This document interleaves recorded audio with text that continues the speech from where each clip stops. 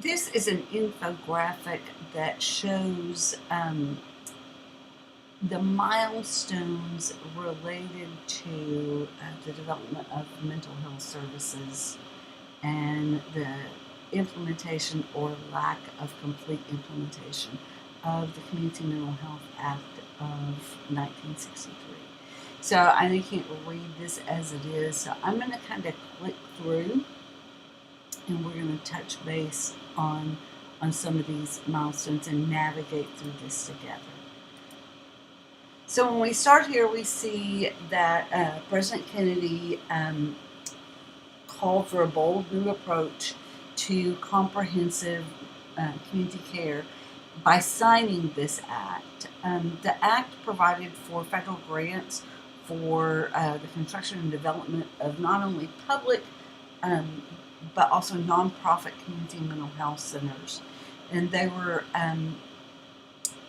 charged with providing inpatient, outpatient, partial hospitalization, emergency care, and consultation education services related to mental health. This was an attempt to get people out of institutions. So the individuals with mental health disorders were no longer being institutionalized. Let me see if I can move this around. You can see that was on October 31st, 1963. So then when we go to the next timeline, we see the Community Mental Health Act Center's amendment of 1965 provided for the construction and staffing grants so that not only would these serve individuals with mental health disorders, but also with substance abuse disorders. And then just right after that, you see the National Center for Prevention and Control of Alcoholism and Center for Studies of Narcotic Addiction and Drug Abuse were also established and included for the National Institute of Mental Health. Okay, so our next milestone is a group of 19 community mental health clinics who wanted their interest represented in Washington, founded the National Council of Community Mental Health Centers, which is now called the National Council of Behavioral Health. Down here in June of 1972, I don't know that you can see all this, but it shows that the first Journal of Mental Health Administration was published, and it's now called the Journal of Behavioral Health Services and Research. That's kind of a milestone in development of professional organizations. Is a journal is one of those milestones that really demonstrates that the association is growing and now serving a greater population. So then the next thing we will have here is in April 16th, 1973, Alcoholics Anonymous presented Richard Nixon with the 1 millionth copy of the Big Book. If you're not familiar with that, that is their 12-step guide. It's what alcoholics or individuals who are participating in a 12-step program utilize to learn more about the 12 steps and then to process the different activities related to that. So then up here in 73, we have the Alcohol, Drug Abuse, and Mental Health Administration. Now Substance Abuse and Mental Health Services Administration was established. 75, we have Community Mental Health Center Act amendments that required core mental health center services to include screening, alcohol abuse, drug abuse, transitional services, follow-up care, and services for children and older adults. So as this is advancing, we're expanding what services are being provided. Okay, then October 7th, 1980, we have the Mental Health Systems Act restructures the federal Community Mental Health Center program and strengthens the link between governmental agencies, authorizes grants to expand their services to priority populations. And this was done as a part of President Carter's Mental Health Commission. When you look at this and you see these priority populations, there was a period of time, and it really wasn't that long ago, that because funds were limited, that many community mental health centers only served particular populations. And a lot of times that was an individual who had schizophrenia, bipolar, or major depression. Other services were not provided, and that has changed just in the last 10 years, and a lot of that has to do with other private grants that community mental health agencies are receiving so that they can expand their services, not necessarily federal dollars or state dollars. Okay. If I gotta click out of this to move over here, let's see where we were.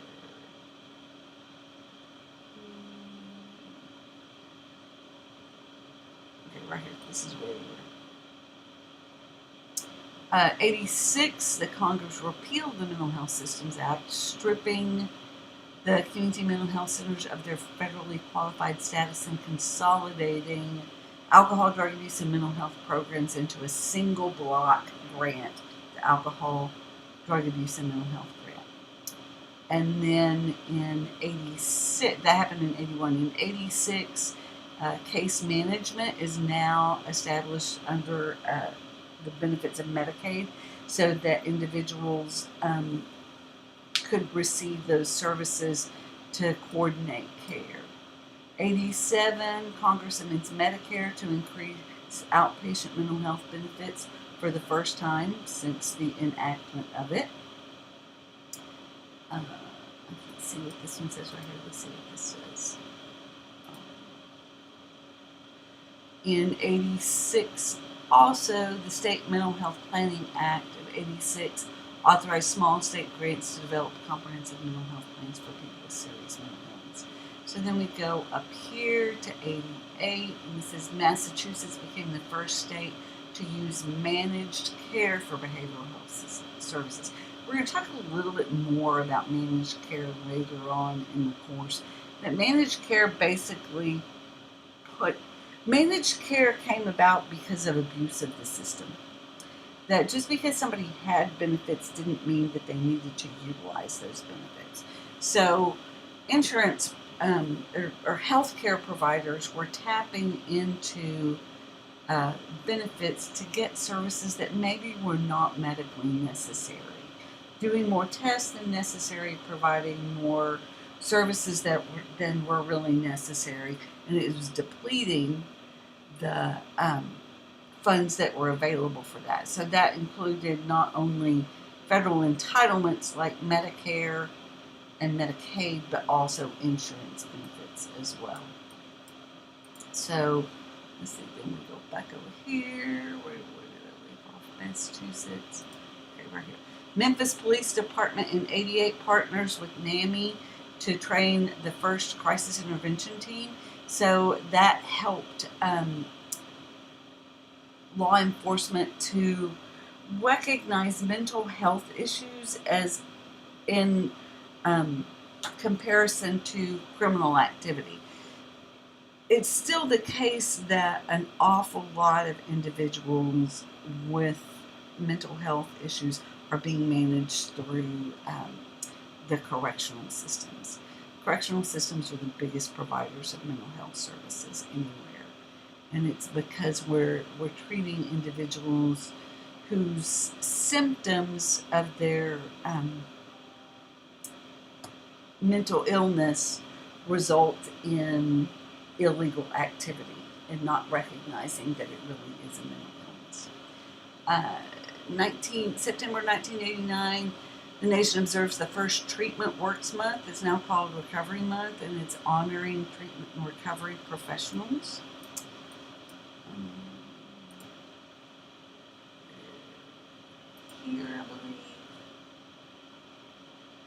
In November 5th, 1992, the Omnibus Budget Reconciliation Act of 1990 authorizes community mental health centers to provide Medicare partial hospitalization services.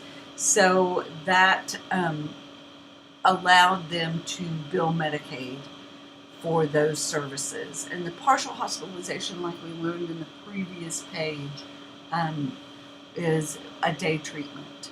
So that prevents people from maybe having to go inpatient, fully inpatient. 92, Congress again is reorganizing and creates SAMHSA to make substance use and mental disorder information and services available, and the research more accessible to individuals. Okay, in 94, the Institute of Medicine's Reducing Risk for Mental Disorders Frontiers for Prevention, Intervention, Research highlights the promise of prevention and outlines how to develop effective intervention programs. 96, we have HIPAA, the Health Insurance Portability and Accountability Act is enacted to protect health insurance coverage. Initially, this was to allow people to maintain health insurance. That if you lost your job, that you could maintain your health insurance under COBRA, and it was related to pre-existing conditions. So if you lost your job and you didn't have health insurance, then when you got another job and you got health insurance, they could deny any coverage for pre-existing conditions. This also was combined. That was the original intent of this act, but it was combined into a more comprehensive act that also includes the protection of healthcare information, private healthcare information. And you should have done your HIPAA training when you first entered the program as a part of your orientation to the program. So not only is that the protection of that I as a provider cannot release information related to your health care, but it also is about how information is submitted electronically to make sure that it's protected that way. Okay, 1997, WRAP programs came about. That's Wellness Recovery Action Plan. So WRAP programs are programs that are designed to keep people well. And a lot of community mental health programs have WRAP programs to assist people in recovery to stay in recovery. Okay, 97, peer leaders in Georgia discovered the graves of 25,000 patients that were buried at a state hospital. And so that resulted in the creation of the National Memorial of the Recovered Dignity, so that individuals with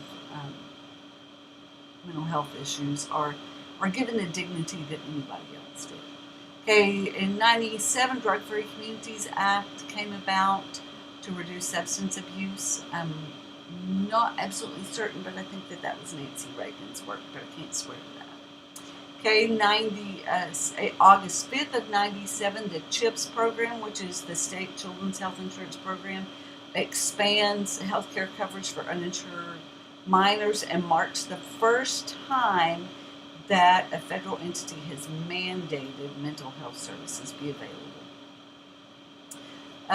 September 26, 1997, Mental Health Parity Act prohibits insurers or plans serving 50 or more employees from setting lower annual or lifetime caps on mental health benefit plans for health benefits. So that if your insurance coverage provides mental health coverage, it has to be at the same level as your medical coverage. So if you have $1 million of lifetime medical coverage, you have to have a $1 million lifetime coverage for mental health benefits as well. The bad thing about that is that health insurance providers or employers don't have to include mental health benefits as a part of your benefit. They can exclude that.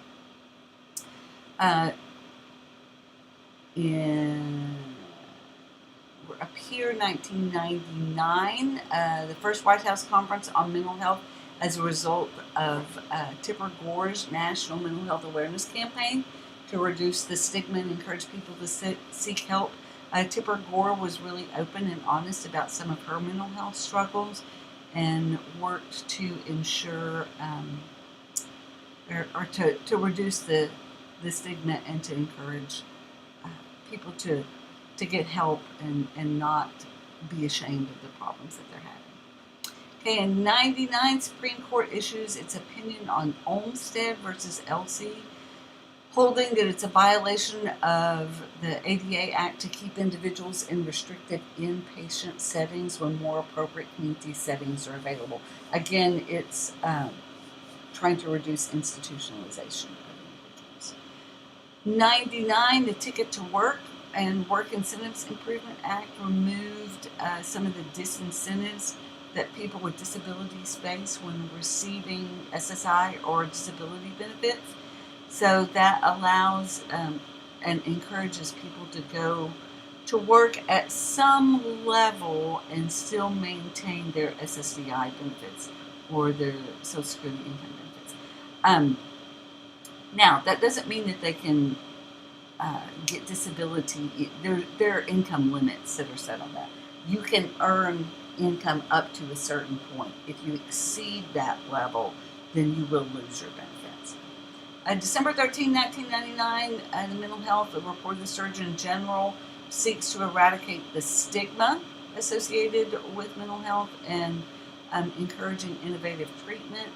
2000, the Children's Health Act establishes national standards that restrict the use of seclusions and restraints. Doesn't mean you can't use seclusions and restraints, but it limits how they can be used.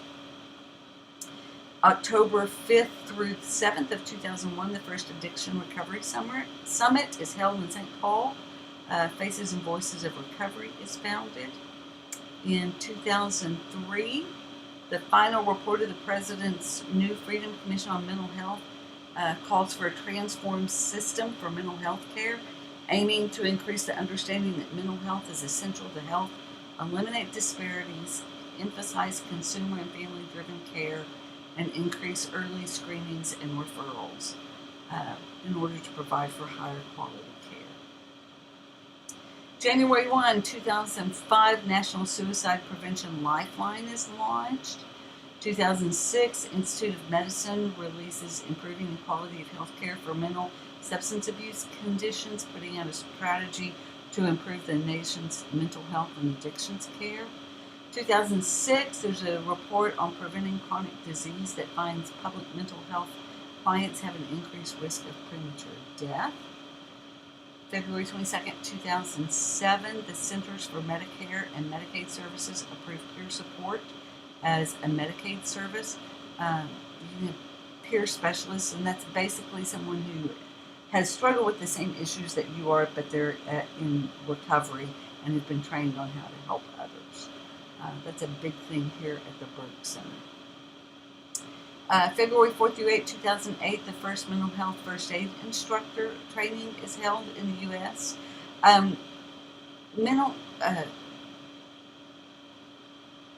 That's also, I think, psychological first aid. And that they used to use a debriefing model, and what they found was that the debriefing model often resulted in people feeling more traumatized and reliving the trauma. So psychological first aid, which you, I think, will do in your crisis counseling class or have done, is a different approach at working with individuals who've experienced a crisis or a trauma. Okay, September 22nd, 2008, the Wellness, the Mental Health Parity and Addiction Act is established by Patrick Kennedy, which ensures ability to limit the number of hospital days or outpatient treatment sessions or assign higher copay or deductible for mental health services. I actually was a part of lobbying with ACA for that act, and was able to meet with Senator Kennedy or Representative Kennedy on that. And that goes along with the previous mental health parity. It kind of extended that act.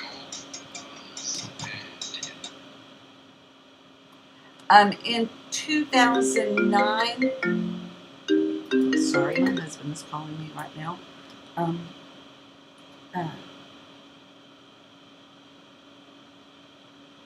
And I don't want to mess up this recording. So hold on just a minute.